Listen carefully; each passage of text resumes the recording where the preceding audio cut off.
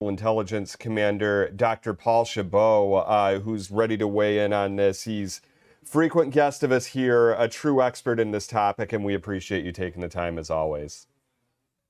Yeah, my pleasure, Aaron. Great to be with you and your viewers again.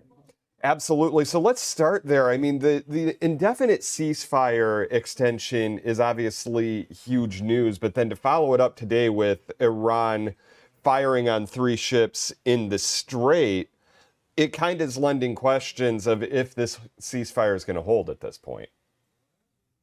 Yeah, lots happened since last night. In fact, even some more updates on these ships. What we know the latest is that Iran basically fired on 2 cargo containers transiting the Strait of Hormuz. And cargo container ships are huge, the size of basically aircraft carriers.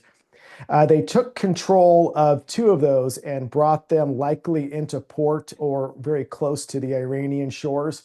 A 3rd vessel was fired upon. We do not know what type of vessel that was. So far, none of these vessels have been American from what we know. And at the same time, the naval blockade continues. And then, of course, the White House yesterday with the ceasefire extension, new sources out of the White House today saying that they will likely allow that to extend another 3 to maybe 5 more days. Yeah, and to that point as well, I think it's notable, Dr. Chabot, the fact that Iran has acknowledged the ceasefire, but at this point, they aren't saying whether they're going to participate in another round of talks. And that obviously is key if they want to, if both sides want to reach a long-term end to the fighting here. Yeah, I will say that I think signaling to the country as of last night is that there was very precise words that the White House put out in a statement saying that we are waiting for a unified proposal. And what the White House means by that is we're waiting for not just the civilian side of Iran from their leadership, from their president, their supreme leader, but their military to come together and agree upon what are the terms that they want to negotiate with the U.S.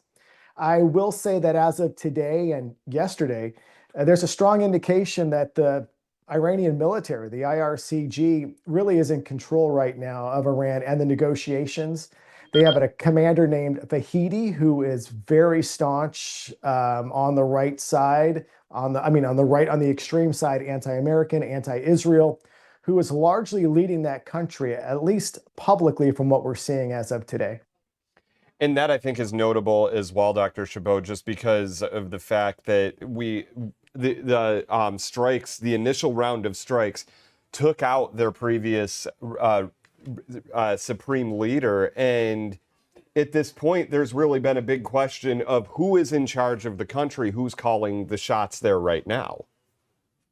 Yeah, the supreme leader really does run the country. We killed him about 6 weeks ago, and then his son took over, but his son has not been seen publicly. We understand his son was gravely injured, but the supreme leader basically runs the military. And then you have a president who we've not heard much from, who runs the day-to-day operations within Iran. They have this sort of system set up. However, from the military perspective, what we saw last night also triggered to show that the military is in control in Iran. Late last night, they paraded an Iranian ballistic missile on the streets of Iran, surrounded by, their own citizens. Now, of course, this came out through their state-owned controlled media, but that's very symbolic and very brazen to put a ballistic missile on the streets of Tehran just hours after the extension of the ceasefire. Yeah, and you're hearing Iran saying that it's, quote, impossible to reopen the Strait of Hormuz, accusing the U.S. of breaching the ceasefire because of the naval blockade that's with Iranian ports as well. And we know the Strait of Hormuz is such a key sticking point, obviously, in the negotiations, the other one being Iran's nuclear program as well. Yeah.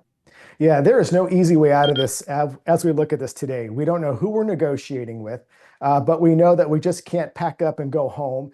The place is a mess right now. Gas prices are on the rise. The Strait of Hormuz is a choke point for oil. About 20% of the world's oil goes through there. What happens there impacts our price of oil here at home, but also commodities.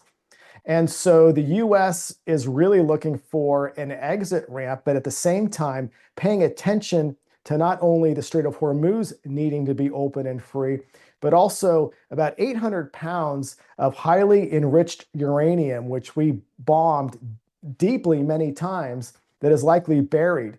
Intel now believes that those centrifuges, which holds that uranium, is likely still intact. And so there's a whole nother issue about how do we get that? And I'm sure this will all play out within ceasefire discussions, but we've got to get leaders to the table. And as of today, I don't feel confident that we know who that is in Iran.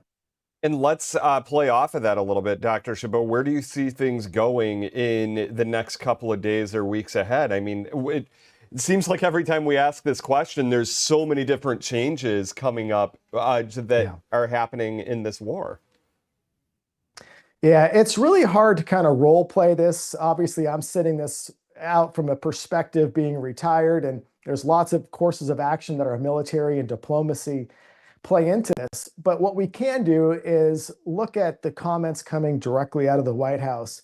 Today, sources basically leaked out that the White House will allow for about 3 to 5 more days of ceasefire, which signals potentially to the world and to Iran that we've got a 5-day window here. And if not, then they're going to go back to more military targets. And I would not be surprised if we potentially seek out the IRGC commander Vahadi as a potential military target, but also to look at the shore around the Strait of Hormuz, Karg Island, which is where 90% of Iranian oil is stored and ready for distribution. These are all in play. And of course, this would absolutely escalate our military involvement. Absolutely. And you look at the Strait of Hormuz, the gas prices that you mentioned, that's one of the big impacts we're feeling at home right now. And obviously, the higher gas prices, higher oil prices has such an impact on so many things that we just don't necessarily think about here. Yeah, gas prices are up right now about $1 more than a year ago. And that impacts a lot. We know that airfare prices, airfare for airlines is going up, which is going to get passed on already in baggage.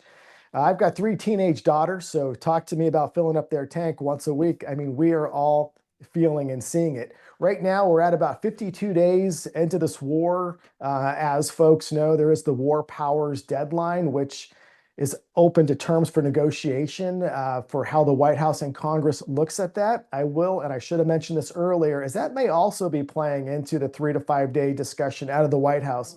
We may hear more from Congress looking at that 60-day deadline and the White House for more leadership discussions on what is the way forward if, just if there is no one in Iran that we can get to come to the table to have serious negotiations. Where do we go from here? And that is a big question mark. Absolutely. The whole system of checks and balances, that's what it is designed for. And we know you're going to be watching that very closely with us, Dr. Chabot. We really appreciate you taking the time as always. Good to see you.